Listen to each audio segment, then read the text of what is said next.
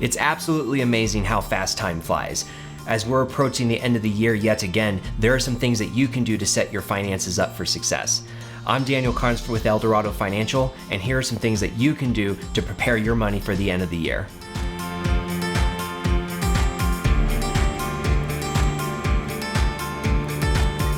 President John F. Kennedy said in the 1961 State of the Union address that now is the time to take longer strides. Time for a great new American enterprise.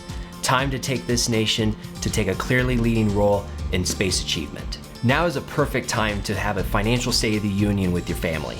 You can set and or review those financial goals and make those achievements a reality. Consider having specific goals with 1, 3, or even 5-year time horizons. We don't achieve financial success because it's easy, we do it because it's hard.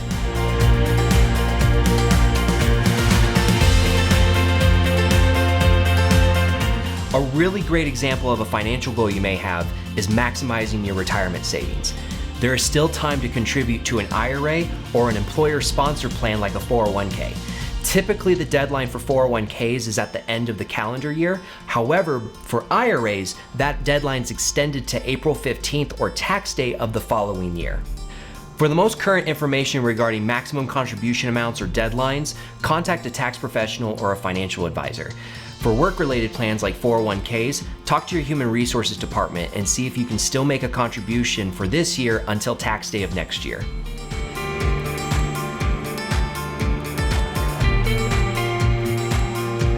Since we're on the subject of retirement accounts, if you are old enough and have a retirement account that requires it, be sure to take your required minimum distribution, or RMD, by December 31st. Otherwise, you may have to pay a hefty penalty of 50% of your distribution. Now, as a side note, tax laws and the age at which you need to take your RMD is always changing. Be sure to consult with a tax professional or a financial advisor for the most up-to-date information for your specific situation.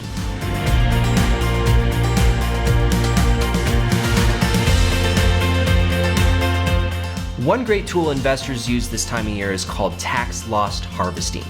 If you have a lot of gains that you may have to pay taxes on, you can offset those gains with losses. At the end of the day, this helps reduce your tax liability.